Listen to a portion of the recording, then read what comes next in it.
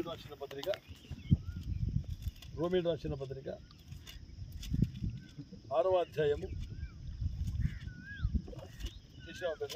రోమీయులకు రాసిన పత్రిక 6వ అధ్యాయము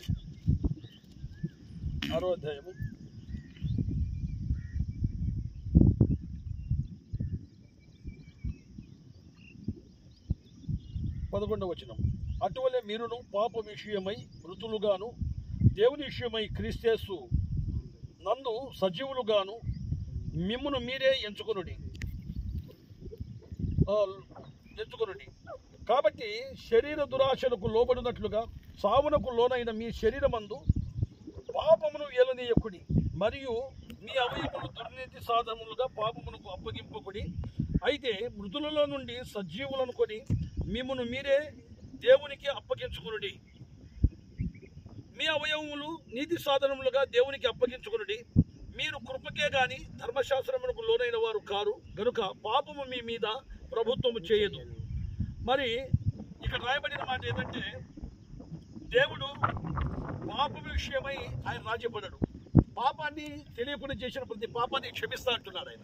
ఇప్పుడు మనమందరం కూడా తెలియని వారమే. ఈ భూమి మీద ధర్మశాస్త్రానికి లోనైన వారము, మన చట్టానికి లోనైన వారము. కాకపోతే యేసుక్రీస్తు చట్టము మన కొరకు ప్రాణం పెట్టి, మన కొరకు రక్తం కార్చి, శిలువలో మరణించి, ఆయన శిలువయాగం చేసి, ఆయన సమాధిలో నుండి 3వ దినమున సజీవుడుగా లేచాడు. పెద్దయ్య ఇక్కడ 17వ వచనంలో, మీరు మీ పాపమునకు దాసులై యుంటిరి కానీ ఏ ఉపదేశ క్రమమునకు మీరు అప్పగింపబడితిరో దానికి హృదయపూర్వకంగా లోబడిన వారై పాపము నుండి విమోచింపబడి నీతికి దాసులైతిరి. అందుకు దేవునికి స్తోత్రం. ఇప్పుడు ఒకప్పుడు పాపానికి మనము దాసులము, ఇప్పుడు దేవుని నీతికి దాసులము. క్రీస్తు రక్తంలో కడగబడుతున్నాం. ఇప్పుడు ఈ బైలాపురం ఈ చెరువులో ఇక్కడ ఈ కొండల ప్రాంతం మధ్యన మరి మీరు బాప్తిసం పొందుతున్నారు. ఎంత ధన్యులో మీరు. నిజంగా దేవుడు ఈరోజు ఆకాశమందున దేవుడు, పరలోకమందున తండ్రి మరి నిన్ను చూస్తున్నాడు. ఇక పాపం నీ మధ్యన ఏలనీయకూడదు. అప్పుడు లెక్క మళ్ళీ బీడి, సిగరెట్, మందు, మళ్ళీ కూతురు ఇవన్నీ చేస్తుంటే దేవుడు ఒప్పుకోడు. ఇప్పుడు నీవు నీటి మూలంగా చనిపోయి మరి సజీవుడుగా ప్రభు ఎలా లేచాడో సమాధుల నుండి అలాగే నువ్వు లేకపోతున్నావు.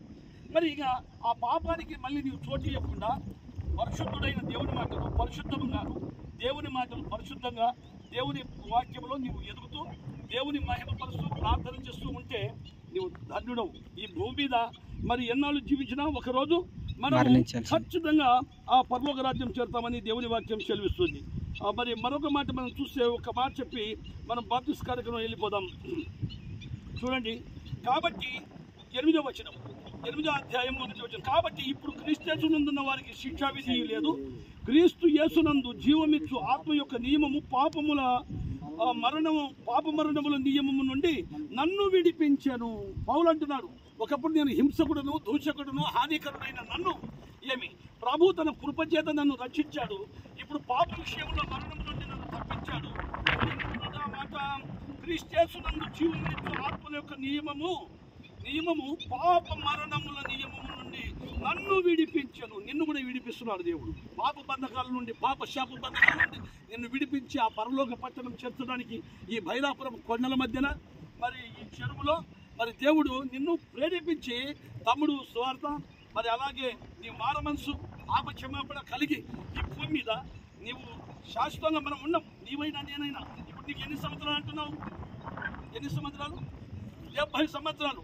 నరుని ఆయువు 70 సంవత్సరములు, అధిక బలం ఉన్న 80 సంవత్సరములు. ఎవరైనా ఈ భూమి మీద విడిచిపెట్టిపోవాల్సిందే.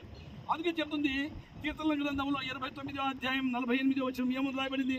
మరణము చూడక బ్రతుకు నరుడెవడు, పాతాళము వశము కాకుండా తప్పించగలవాడెవడు. మరణము అందరికీ సంప్రాప్తి వస్తుంది, కానీ ఆ మరణము ఈ భూమి మీదనే మరణించి మరలా మరొక మరణం పాతాళంలో అగ్నిగుండంలో చేరుకుంటాం. దానికి యేసుక్రీస్తు నందు దాటి ఉన్నాం. దేవునికి స్తోత్రం కలుగుతుంది. ఆమేన్. మరి పెద్దయ్య మరి యేసుక్రీస్తు అంగీకరిస్తున్నావు, హృదయపూర్వకంగా అంగీకరిస్తున్నావు. ఎవరైనా నీకు బలవంతం చేశారా? ఎవరైనా బలవంతం చేశారా? ఎవరు చెప్పలేదు. నీవు సువార్త విన్నావు. సువార్త విని నీ హృదయపూర్వకంగా నీవు యేసుక్రీస్తు ఇట్లా చూడు, పైన చూడు, యేసుక్రీస్తు రక్షకుడని ఒప్పుకుంటున్నావు. కానీ నీవిచ్చిన సాక్ష్యం బట్టి ఈ దినం ఈ రోజు మరి ఈ భైరాపురం ఈ చెరువులో మరి దేవుడు నిన్ను ప్రేరేపించి ఈ చెరువు కూడా నీవే చూపించావు మాకు. ఈ చెరువు సిద్ధపరుచుకున్నావు, నీ రక్షణ సిద్ధపరుచుకున్నావు, నీవు పరలోక రాజ్యానికి ఎంత బాగా సిద్ధపడ్డావు అంటే అంత బాగా సిద్ధపడ్డావు. దేవునికి స్తోత్రం. చాలా గొప్ప విశేషం. నీవు ఇచ్చిన సాక్ష్యం బట్టి మేము నీకు బాప్తిసం ఇవ్వడానికి మేము సంఘము ఎదుటను దేవుని ఎదుటను మరి యేసుక్రీస్తు ప్రభు శిలువ రక్తం కార్చిన యేసుక్రీస్తు ఎదుట నీకు మేము బాప్తిసం ఇస్తున్నాం. అలాగే మరి దిగదామా కింద? దిగండి, మరి దిగదాం. దిగండి అయ్యా, చెప్పులు సరిపోవట్లే. ఇంకా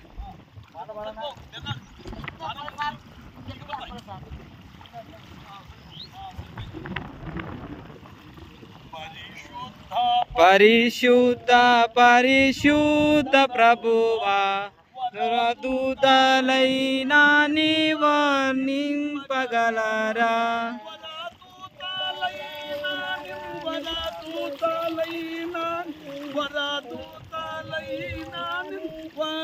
వర్ణింపగలరా?